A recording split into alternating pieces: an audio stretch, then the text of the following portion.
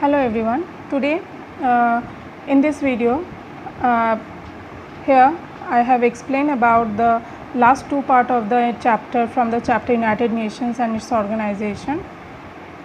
In this video I have explained about the topic that UNO along with its Indian connection or the perspectives and the UNO in an unipolar world. So here in this module you have get an idea about the UN and its unipolar world, in the position in the unipolar world, and along with that what are the beliefs India are keeping or they are supporting, what kind of structure the India wants, that's we have to know, the wishes of India towards the UN, that's we have to know over here. So let's start with our video. So the first topic is India and United Nations. Here one thing we have to keep in mind that whatever in our previous video we have learned that the members of the UNO, they wanted some kind of reforms and some changement in the process of UNO. So India is also one of the members of that UNO. So here we have to know that what are the viewpoint of India towards the changement of the UNO and what India think about the UNO or what's their belief, that's we have to know over here. So supporting restructuring of UNO on various grounds. You all know that in our previous video we already learned that the UNO are of the members of the UNO, they are somehow are very much wanted to that is to changement, to make a changement in the Security Council, especially about their members and the different fields, in the different fields, and as well as they also wanted that there should be some kind of reforms in the structure and process of UNO as well as in the areas of UNO. So here along with that on the various ground the India is supporting this kind of reforms also, as well as it's not only that India is always try to change the UNO.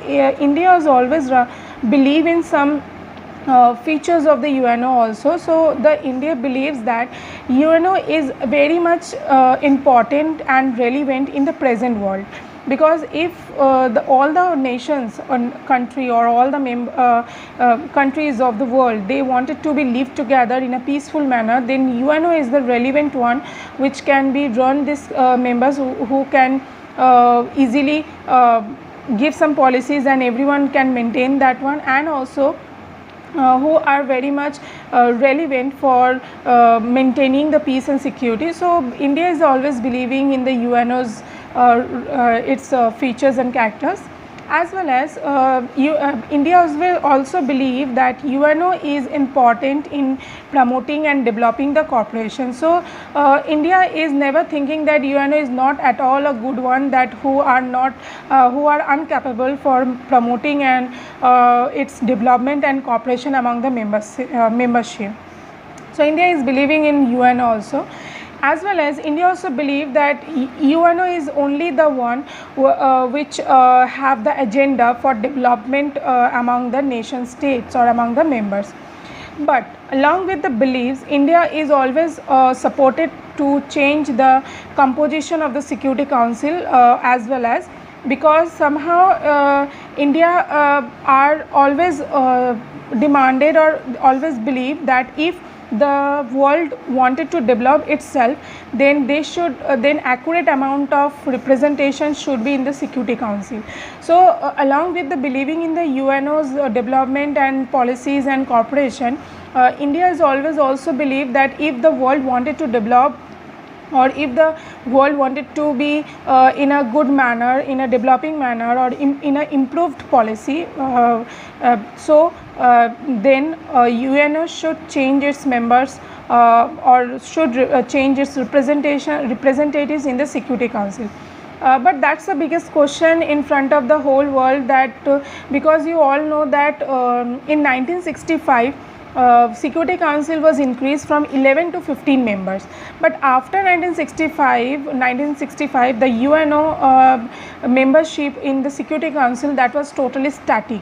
It was not changed at all, and they don't wanted to change it very furiously, because they don't want that the permanent members will be changed, and that 5 permanent members are using their veto power. So that's the main question where the India wanted to saying that they are demanding to changing the composition of UNO member, so that all will get the representations, all will get that amount of representatives in the Security Council, so that it can be developed or it can be modified its policies and anything. Now the thing is that India have also, along with this, India also tried to give its viewpoint. Along with that, India wishes that it should be the member of the United Nation. Why? Now, because India is somehow are fulfilling its condition, which we have seen in our previous video, that where the UNO Kofi Annan declared that if anyone wanted to be a member of the Security Council, then they have to be fulfill some conditions. So in keeping in that mind the conditions, the UNO the India wishes that also that that should be involved India in the Security Council. And not only that, India also support and increasing in the number of the both permanent and non-permanent member. It's not only that India is supporting only the permanent member and only wanted to include itself in the permanent member, as well as India, along with increasement in the permanent one, it also argued that it should be UNO should be increase the non-permanent member, as well as in its representatives has also argued that the activities of the Security Council have a great expanded in the past few years. So UNO in the past few years are doing a very good job, and its Security Council's members also expanded its activities, its policies towards each and every members or most of the members of the nation, and due to that reason the success of the Security Council's actions is always depend upon the political support of the international community also. And any plan for restructuring of the United Council should therefore be a broad base, not in a narrow base that all the power should be in the hand of only that 5 members. So as the international political area is also supporting the UNO, so UNO should now be adopted the broad base planning and also increase its members. So for that reason the UNO the India now they wanted itself also wishes to be a permanent member of the Security Council, and that's why we have some point where we can say that India have the right to become the permanent members in the Security Council. So let's see what are the factors in favor of the Indian permanentship in the UN. It is said that Kofi Annan that a member should be those who want to take a membership in the Security Council as a permanent word, that member should be have the largest democracy in the world. So India is the largest democracy in the world, we have to know. So where the Kofi Annan are saying that that nation should be a democratic one, so it's a very good example that India is, we know all that India is the largest democracy in the world, so that is the very plus point to be in favor of the India.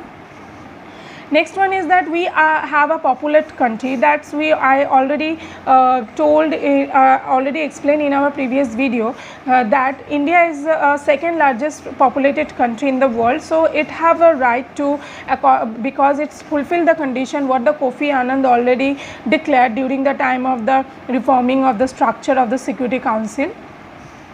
And also India is that one country who always take an active role in the peace building mission of any policies which is made by the UNO related to the peace building mission or to creating the peace and maintaining the securities among the nation world or among the countries world. So India is the one who participate actively into the role play and it's playing its role in a very active manner by participating in the peace building mission of the UNO policies. As well as India is always tried to give its contribution to the UNO fund. It always regularly contributed to the UNO fund also. And India is a developing country. We all know that previously, after the breaking of the Soviet Union, when India also emerged as an independent state, so in that timing, from that to till now, we are somehow developed our currency, we have developed our economic, we have developed our technological structure, and in every field. So we say that India is a developing country. So these all are the in favor of the India, that India have that capacity to become a members of permanent member of the Security Council, which is declared by the Kofi Annan, the conditions which are declared by the Kofi Annan during the time of the reform. So on the basis of this condition, India wish itself as a permanent member to be included in the Security Council. But as you know that somehow the country, some country are not agree, or they are not supporting India to become a permanent member, and Pakistan is one of the most important country, or you can say is the most the one country who are in a very active manner don't want it to become to give a chance to the India to become a members permanent member, and Pakistan are not supporting in favor of the India. We cannot say that not only the Pakistan are the country, but as well as along with the Pakistan, somehow the others countries also, those who are not supporting the India for becoming the members of the country.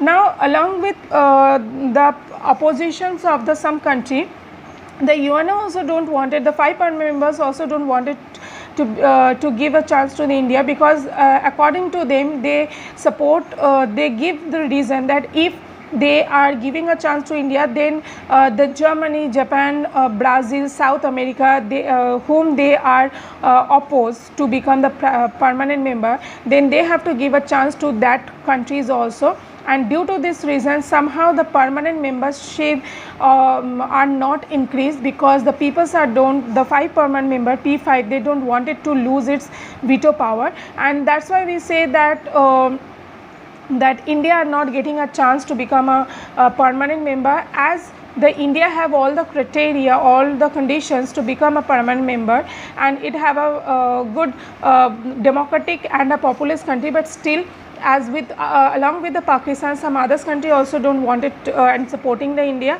as well as the UNOs and the P5 also not wanted to give a chance to India to become the permanent. Not only India, the UN P5, they don't want it to the others also along with the India, that to become the permanent members in the near future also. Now we have to know about the UN in a unipolar world. So what are the UN position in the in this unipolar world? Because we know that after the breaking of the Soviet Union, USA is a sole supreme power. So what are the position of the UNO? We have to know over here. You all know that USA have a great influence in the UN, because somehow the USA have that power to influence the UN as the biggest contributions also, and it's a sole supreme power today, because the US after the disintegration of the USSR, that is Russia, US the only one who have the supreme power and the capacity to dominate over others countries, and that's why it's a unipolar world. And for this reason we say that the UNO is situated in the unipolar world. And as well as the first one which I said, that the great influence, because the military capacity and the economic capacity of of the US, that is very much bigger, and no other countries of the world, today's world, are capable for giving that competition towards the US policies and the military and the things. So that's why we say that.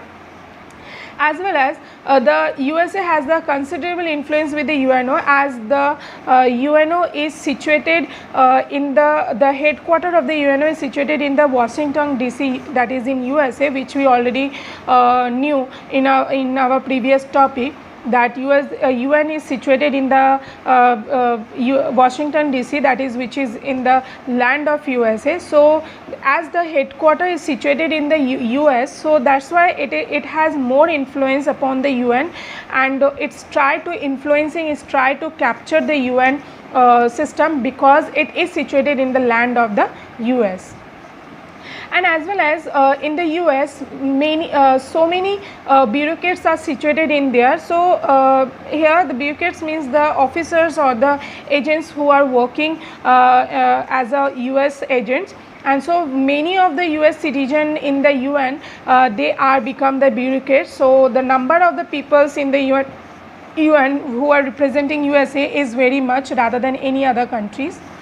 And also, as well as you all know that USA enjoying a veto power, that is a P5 power, so it's always targeted or is always captured or influence the UNO.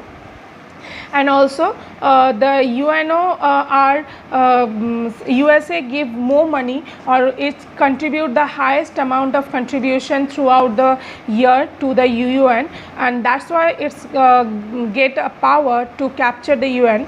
And due to this reason, the UN is not able to balancing with the US, because the USA have money, military power, its contributions are large. UNO have the veto power, USA have a veto power. UN is enjoying, it's physically situated in the world in the US. So due to this all reason, the UN are unable to give a balance with the US, and that's a really problem arises, where we say that the UN in the unipolar world somehow are stuck and not able to balance with the US. Now we have to know that what should be the role of the UN in the unipolar world, or what is the role they are playing in the unipolar world. The first one is saying that UNO can bring US and the rest of world for discussion on international matter. In this unipolar world where the USA have all the domination power, all the capacity, the UNO should bring US and all other all other world in a one discussion platform, and try to discuss all the international matters in a one platform.